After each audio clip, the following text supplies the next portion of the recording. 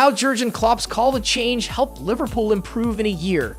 Liverpool's journey towards reinvention began with a resounding 4-1 defeat to Napoli, a match that would serve as a stark catalyst for the changes that followed. Throughout the previous season, the team faced several moments of despair, from lead defeats at the hands of Brighton and Wolves to a humbling loss at home to Real Madrid. However, it was the performance in Naples early in the season that sounded a crucial warning bell. There's a lot of things lacking. This defeat also marked the brief appearance of Arthur in a Liverpool shirt, followed by an injury-plagued 8 months. Now, a year has passed, and though there have been moments of darkness, the team stands in a significantly improved position. The Napoli nightmare. The night in Naples unfolded as a recurring nightmare for Liverpool, as they once again found themselves drawn against Napoli in the Champions League group stage. The challenges posed by the Diego Armando Maradona Stadium were acutely known, having suffered defeats in the team's previous 2 visits.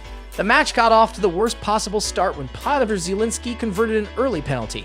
Liverpool was fortunate not to see the deficit double within 20 minutes as Victor Osimhen missed his own opportunity from the spot. However, the Reds failed to react to these wake-up calls, and Napoli punished them twice more before halftime, with Andrew Frank Zambo and Wissat and Giovanni Simeone extending the hosts' lead to 3-0. Klopp's halftime talk appeared to go unheeded, as Zielinski quickly netted his second goal, only for Luis Diaz to restore some pride shortly after. Klopp pointed out the lack of compactness in the team and hinted at a reliance on Thiago. Thiago's introduction in the second half appeared to stabilize the situation, making 6 tackles and winning 7 of his 9 duels, outperforming the starting midfield trio and both fullbacks combined. However, Thiago's injury record highlighted the necessity of squad reinvention, particularly in phasing in a new generation. Passing of the torch. The average age of the team that took the field in Naples was 28.2 years, a figure that has since decreased to 26.9 years as Liverpool kicked off the 2023/24 season with 3 consecutive wins.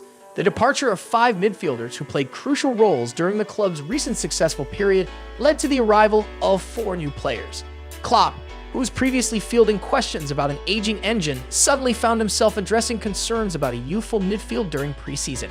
He brushed aside age-related concerns, emphasizing that he didn't care about age. The later arrival of Wataru Endo helped balance the squad's age profile.